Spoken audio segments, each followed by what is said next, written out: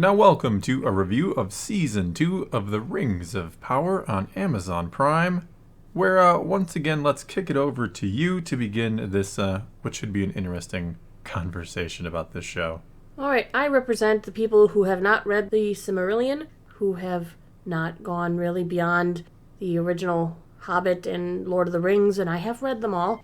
Well, story-wise, I feel like everything is kind of making sense internally, I guess, within its own stuff. Sure. But even I am noticing all of the drastic differences going into the Lord of the Rings. Like, they're making a pretty interesting relationship things going on, and I don't understand or like.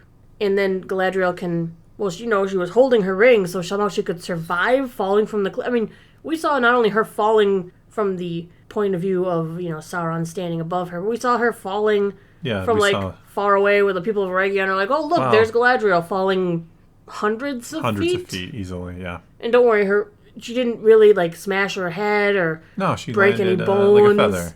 The only thing they were worried about is the wound she got from the crown. Yeah. Because it was kind of like a Morgul blade. Yeah. And it's the Shadow Realm is claiming her, yeah. It took the power of 2 rings to save her. 2 rings to save them all.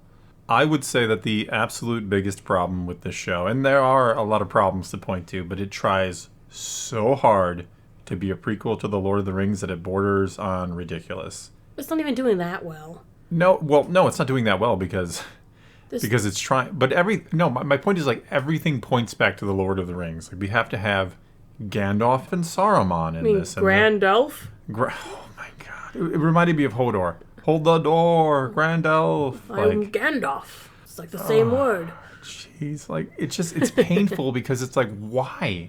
Yeah. And look, the Balrog has to show up. Oh, and he's gonna kill Durin, and It's Durin's Bane. Yeah, it is Durin's Bane, but he doesn't show up for I know. a long time. He shows up in the Third Age. I am happy that this could be finally a detachment from the Harfoots. Maybe they've told enough to go, hey, look, they were around. Look, they're traveling again. They're eventually going to found the Shire. We don't need any more Harfoots. We didn't need any or Harfoots stores. To begin with. We don't need hobbits here in the Second Age. It's not a thing in the Second Age. It's not a part of the story in the Second Age. They don't need to do anything else. We're good. Moving into Season 3, let's cut out the Harfoots. We're good with that. I think they got the memo on that. That's what I'm assuming with saying goodbye to Nori and Poppy and all that. Poppy Proudfoot. Don't forget, Proud Feet. The funniest part of watching it was you doing that because he said Proudfoot and you're like, Proud Feet. And I was like, oh, that's good. You got me because even I didn't even think that one. Yeah. She is a descendant of the Proudfoot. She's Proud Feet. Ancestor, I should say. Yeah, she's an ancestor. Not a descendant, an ancestor. Other way around. But yes, we get what you're meaning. But no, that's my problem. Every little thing, or everything is something, somebody will say something as that's a line lifted from Lord of the Rings. And I'm talking about the movie, not the books necessarily. Oh, like Celebrimborn's downfall, pretty much predicting the rest of how everything will go? Yes, I can see the future. And it's going to call, you are the Lord of the Rings. Oh, he said the thing! Yeah, he said the thing. He said the thing.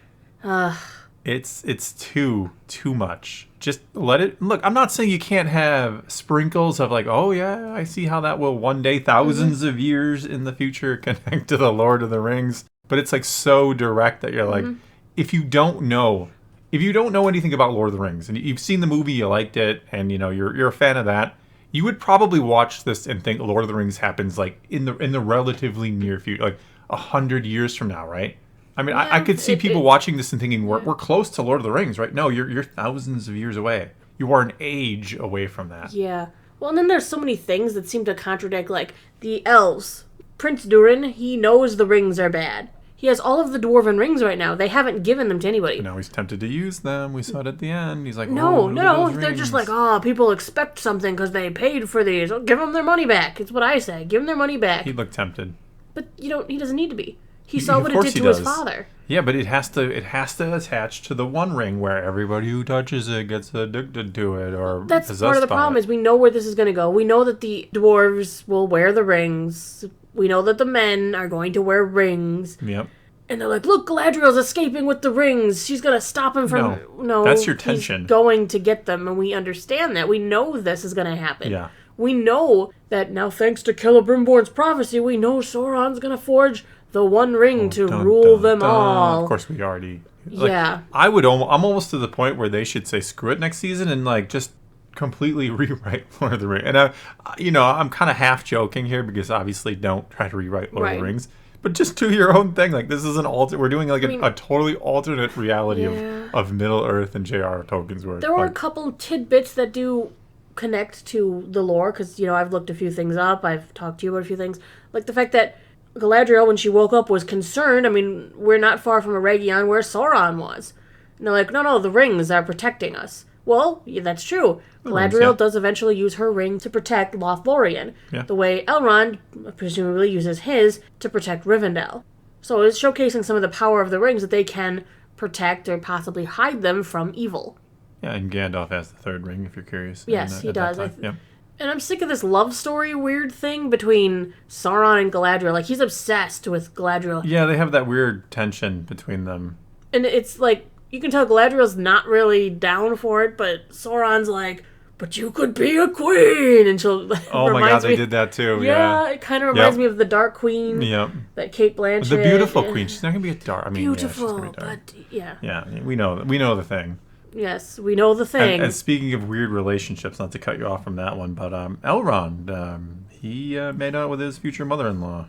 Well, he gave her... I'm just wondering if he did that with only the intention to get the ring, because maybe Eddar presumed the relationship between the elves. Like, why would he carry the ring for her? Why does he care to find her? Because they respect each other. I don't think it should be any more than that. They just go crazy with the relationships. Like, we need a love story.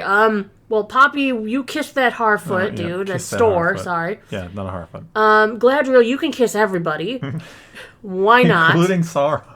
Including Sauron. You go for it. Why not? Especially Sauron. Make out with him. Tell him I want it all. But there have been some, like, harsh viewing scenes this season, too. The killing of Eddar was... That was actually... Oh, my God. I didn't that really... hits you in the feels in a way you didn't expect, right? I'll give them credit. I don't really like the whole, like, let's be sympathetic towards orcs because we can't have an evil race. Like, what does that say about the real world? Like, who cares what it says about the real world? This isn't the real world. We can have evil races. As much as I dislike that angle, I did actually feel something for Eddar, and I don't know why. Because he did really care about the orcs. Yeah.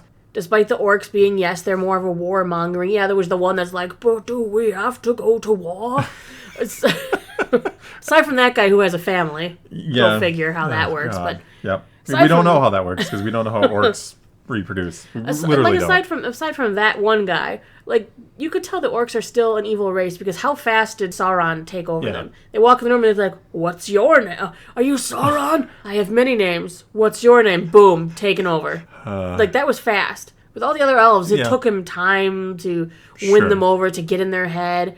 Orcs, they walk in like, hey, what's your name? And like, boom, or you belong to me now. I think it's implied, though, that the orcs were kind of like, they were iffy. They're borderline. They're not good. I don't think the show is trying to claim that they're good, right? Right. But it's trying to claim like they're just kind of like, it's not necessarily their fault. Because they do want more. And then Adar was trying. He was trying to give that to them. Adar was trying to give that to them, and then Sauron comes in and kind of just wipes them into the evil race, right? It's his fault that they're bad. It's not necessarily the orcs' fault that they're bad, which it isn't really the orcs' fault that they're bad. They were made bad. But they could be bad. Really. At the same time, though, because the only reason they weren't bad is because Adar was trying to lead them to something better. Yeah, but you get what I'm saying. They were just made bad. They're an evil race of beings. Like, it didn't. There was no like point where they're like, we just want to go and farm the land and be peaceful. No, they were just they like doing mean things. They're chaotic. I'm sorry. That's what they are. They are. I'm curious where they plan to go next season. I would like them to figure things out. I mean, every group got left in a weird spot.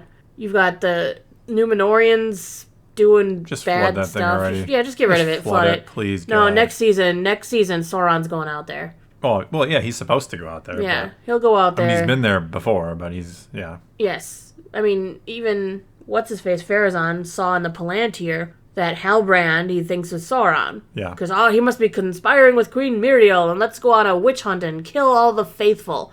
When you kill a group called the Faithful, it sounds bad. I'm just saying. It doesn't usually sound good when you're killing the Faithful. You're not calling them like the blasphemers or something, which you should have called them. Yeah. If that's what you believe they really are. He's really bad at marketing. He is. Yeah. We're killing the Faithful. No, don't call them the Faithful. Call them the blasphemers, the traitors, the followers of Sauron. You could really play this up into getting rid of them, and you're not. A lot of. I go by many names.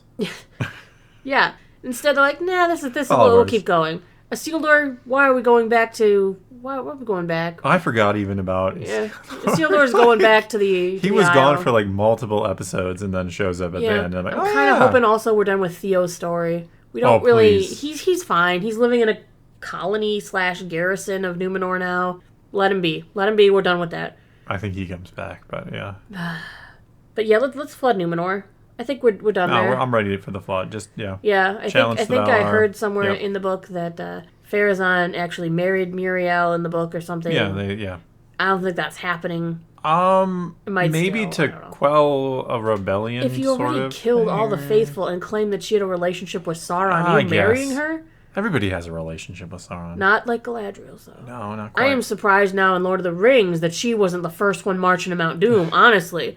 I mean, the way she is about Sauron, she should have been like, not only Frodo, will I help you get the ring there. I'm going to take it myself. Get my sword. I want to see my old lover again. I mean, I want to destroy the ring. Destroy the ring. Maybe run into some if I meet him again, I don't know, maybe we have coffee and see where it goes. She could at least distract him, invite him on a date. I think she could have, that's what I'm saying, redo Lord of the Rings after this. Why not? Have Galadriel take the ring and haha, Sauron, I have the ring. If you're gonna stab Tolkien, you might as well finish the job. If you're desecrating the corpse, set it on fire, burn it to ash, scatter it to the wind. You're doing a great job at that. If you just completely don't care about the lore at all, why? The lore is good, so why would you? I understand you need to condense, and you could have. I would be okay with that. Do they need to condense? They have 5 seasons. I'm just saying. I understand that you want things to seem more urgent. Yeah, well, there is just like they did in the movies. Okay, to be fair, there is the problem of them not having the actual rights to the Silmarillion and other things. They have certain rights, so I get that. But at the same time, you're just hacking and butchering. Like I said, though, I understand the need to condense. It makes things feel more urgent, more present. They did it in the Lord of the Rings movies.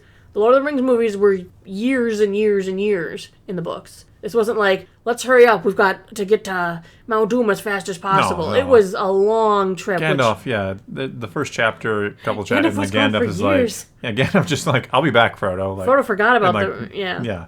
So I understand condensing because it does make things feel more urgent. It helps with the flow of things for audiences who aren't reading. But just do better. Do better. There it is. You just summed it up. Do better. Yeah.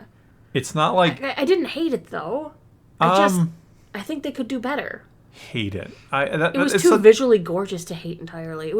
That is the one upside. Production quality on it is so good. It looks good. It looks great. Great. It has its upside. Again, if you don't know anything or you don't care about the lore and you watch this, you're probably oh, this is a cool prequel to the Lord of the Rings. Cool. It probably leads directly into it because everything is attached to it, I was saying before. It would be nice if they focused, like I said, maybe a little less on Galadriel and more on Sauron, maybe. I don't know. I don't know what the answer is because there's a lot of problems, but I think certainly something could have been. If they had done better, they spent the money. They could have made something that is truly amazing and epic and that we were all gushing over right now. I don't think it's that fans wouldn't have accepted anything. No, it ain't that. Fans want you to be as loyal to the original work as possible. That's what they want. It's not a big ask. How come in the battle, the prelude scene to Lord of the Rings where you get that beautiful Cate Blanchett overview of what happened in the past. Yeah. Why is Elrond there and not her? Elrond, throw it in the fire! Oh. And if Galadriel was there, she would have just hacked his hand off. She would have killed him and it's in the fire now. Yeah. With your corpse. Yeah. We'll say there was an orgy. She would have just pushed him. It makes me question the masterworks that Peter Jackson did, the works that actually honor Tolkien's work in the best form that they could. Yeah, there are differences. You were just talking about that, but the differences they made make sense for the most part. There's nothing I really oh, that's egregious. The one that I really don't like is Sam leaving Frodo. That is the only one where I'm I don't like that. He left him, but he came right back. He was like, I'm leaving. But not really. It was a bad moment for him. Frodo would rather have, Sam would rather have Frodo just stab him and kill him than ever turn from him. But it is what it is. I don't know. They follow their work much closely. Oh yeah, I much mean, more closely than like Dune absolutely. did. Yeah. Oh, I know. I'll always go back to it. I'll always go back to it because I see articles and they're praising him for how close he follows the source material. I was like, did you see part 2? It's like it's Just the saying. reverse because in Dune, I've never read any of the Dune books. You have, so you know Dune. I don't know it, and like I'm not an expert on Lord of the Rings. I'm not going to claim to be. I've read the Silmarillion. I've read a lot of it. It's not like I've memorized every page of every book because let me tell you, the Silmarillion is a read. It is a task to read that book. It's a task to read Lord of the Rings. Yeah, but I mean, I know the lore pretty well, and you know the lore of Dune pretty well. So we're kind of in the reverse boat because I really like Dune because I don't know like that's inaccurate, and I'm sure there are a lot of people who watch this Lord of the Rings who are like, I like it. But, they don't care that it's inaccurate because of them. They don't know what accurate is. Exactly. And you're kind of in that boat, too. Because, I mean, I think you like it far more than I do. I think you realize the story is not always great. Yeah. And you do realize there are lore issues and other problems. But I don't hate it. Right. I don't like it. It can be entertaining at times. It just needs to, as you said, do better. Yeah, we'll have to go back to watching fun things like Vox Machina. We watched the first episode. Yay. Fantastic. God, I love that show. Yeah, maybe we'll review it in the blocks of 3. We'll see how it goes. It takes us a while to watch them sometimes. We're busy. We get so into other things and trying to review so many that we get a lot of requests, which we appreciate. Like, we always wanted you to tell us like what you want out of us because we want to make content people want to watch. Our next review is Penguin. Yeah, Penguin. The next episode of Penguin, which has been really good. But anyway, I think that's where we're gonna end it. So now it is your turn. Take to the comments below. Tell us what you thought of Season 2 of The Rings of Power. Or tell us what you'd like us to watch and review, too. You won't even call it Lord of the Rings, The Rings of Power. No, I don't. I need to get you a Galadriel action figure. I wonder if they make one. Oh my god, do they have Rings of Power action figures? Yeah, because you've got Faramir and Denethor. Yes, absolutely. Denethor is like his favorite character. Faramir.